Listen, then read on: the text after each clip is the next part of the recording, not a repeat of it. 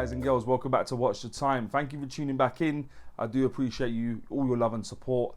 So this is another Pagani Design, another one that you would have seen featured on my sale video recently.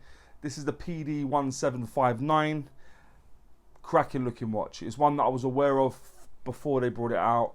Really like the look of it. Good spec, Seiko movement, looking the business and not breaking the bank either. Sort of probably get it in around £70 with a few coupons and stuff. I think that is good value for money. But is it as good value for money when you look deeper at the watch? Because sometimes things fall to the deceived, don't they? But the one thing I will say for Pagani Design, I do think they're ever improving. They're not quite at the level of some other brands, but like if you told me 18 months ago they'd be producing watches they are now, I quite possibly wouldn't believe you. So I do think they're making some good noises. Is this another watch in that vein? I guess there's no time like the present to find out. So thanks for tuning back in.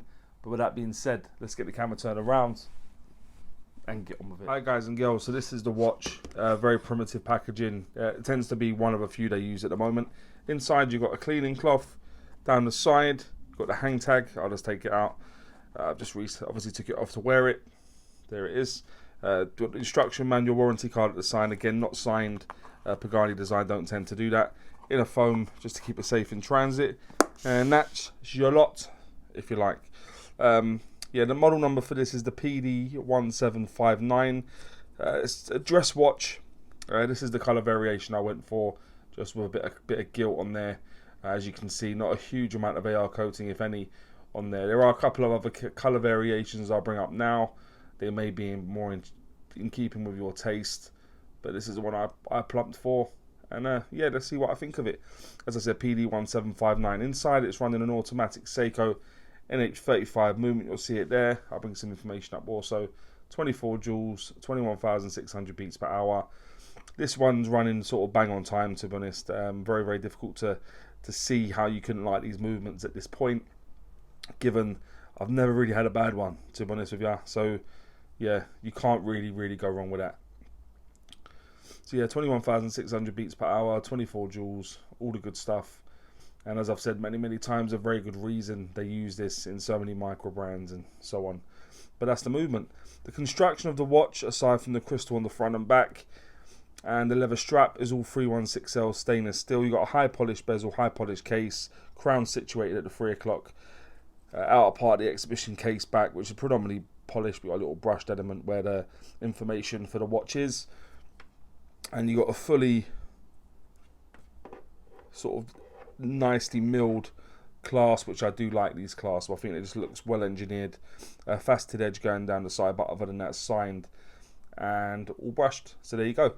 The case thickness of the watch is 11.6 millimeters. The case diameter, I measure from the 8 to the 2 ordinarily, because that's not where the crown is. So 39.1, 9 to the 3 including that crown. It's 41.8 millimeters. The lug width on this is 20, and the lug to lug, tip to tip, is coming at 44.6 millimeters. So nice proportions there, I think, and it will fit a lot of wrist sizes due to that. The case back, as I showed you a moment ago, is an exhibition. It is only mineral crystal on the back, and it will show you loads of information going around the outer edge, as well as the model number just down there, as you can see. Screwed down, as I said. When I say screwed down, I mean that literally. There's screws in each corner, so it's screwed down as opposed to screw down. So just to sort of yeah, make that a bit more clearer. High polished bezel, I've already mentioned, which is in keeping with the rest of the watch, really, given it's all high polished. And the crown is situated at the 3 o'clock position. You turn it around, it is just a push-pull crown. Let me show it to you, sort of get it straight-ish, and there you go. That's what it looks like. 3 o'clock position, push-pull crown, fully signed. The strap is leather, a little bit stiff, if you ask me. Signed, embossed at the bottom. You don't always get that. I think that's fairly new from Pagani Design. It says genuine leather on it, and Pagani Design also embossed on there as well. Bit stiff, as I say. Pin buckle clasp, already showed you. Nicely engineered there with the pin buckle clasp. The crystal covering the dial is sapphire crystal. As I said before, also, I don't think there is any AR coating on there, which is a bit disappointing, because as you can see, it makes it very, very unlegible in when the light is shining on there. So there you go. The water resistance is cited as being 100 meters, so that'll give you 10 atmospheres of water resistance. Not certified to any degree, but that's what they're saying. And the weight will appear in the top right. It's just above 65 grams, which, given the size of the watch and some leather straps, probably about where it should be. Really, it's about bang on. But let's have a look at the dial now, guys, in a bit more detail. I do apologise about the lack of AR coating, so just bear with me. You've got a railway track go around the outer edge. Inside that, you got applied numerals everywhere. Slightly smaller one at the 6 o'clock position to make way for the date. But yeah, there you go. Sort of goldy colour, rose gold indices and hands. Nice hands. No loom on this watch, guys. But it doesn't need it. It's a dressy type watch. I'd rather them go no loom than substandard loom. I've said that many times. So thankfully that is the case on this watch. Sort of stark, sort of black piano-y, blacky grey, I would say. Actually, it's not completely black. It does look a bit grey in certain lights. Applied Pagani logo at the 12. Pagani Design and script writing just below that. Automatic in script writing just above the indices at the 6. As I said before, it is a hacking hand winding movement. Give me one moment, guys. Yeah, sorry about that. Just give it a quick wipe where we're looking close up on the dial. So yeah, hacking hand winding movement. If you turn it away from you, you can hand wind it. You pull the crown out to the, if I can put it out to the first position. No, it's the second. Come on, sorry. That's the first position. You turn it towards you. You can change the date. Put it back in. You can turn it away from you, as I've said. If you take it all the way out, you'd have seen a moment ago, it will hack, which I do like. I do like hacking movements. It just enables you to set it really, really accurately, which is what you can do with this watch. Put it back in, it will start back up again. So that's the dial, guys.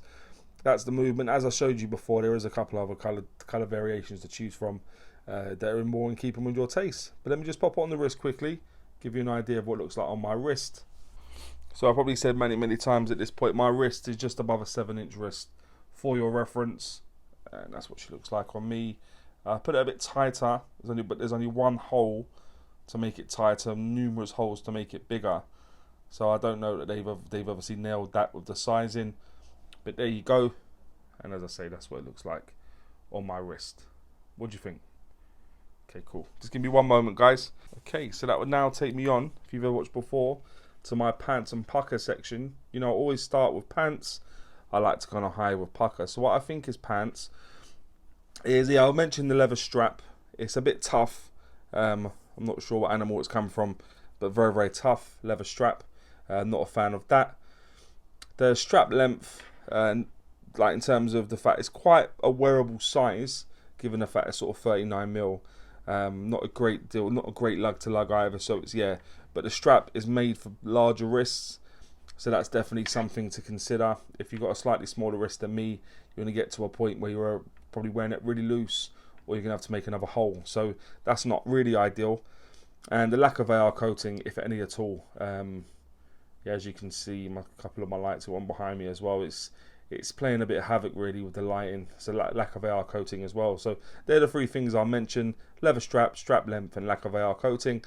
What I think is Pukka, considering the price as well. So the Sapphire crystal, I'll only mention it at certain times given the price, and this definitely comes in that sort of sweet spot for the price and getting Sapphire crystal. The hands and indices, I like the fact they're high polished. Yeah, nice sort of style hands and indices as well. What else would I say? I'd go with the movement. Yeah, Seiko NH35 movement. Nice to have it in a watch at this sort of price range. The case back. Yeah, people have been clamoring for a while for Pagani Design to use exhibition case backs. They've obviously listened. No great movement to look at, but if this is your first foray into automatic or mechanical watches, to see the movement is going to be very important, because that's sort of how you sort of start. You end up spending more time watching this side of the watch than the other side. Let me just put it like that. So yeah, the case back, the clasp, I've mentioned a few times now. I do like these clasps. They seem very well engineered, nicely finished. The faceted edge doesn't hurt either, does it? Let's be honest. It just shows another level of finishing. And to finish off, I'll go with the price. So I'll put the price down in front of me. That's the price it sells for generally. With coupons and sales, you could obviously pick it up cheaper.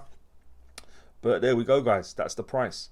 And let me just surmise what I think is Pukka. So I'll go with the sapphire crystal, hands and indices, movement, case back, clasp, and price. And would I recommend this watch?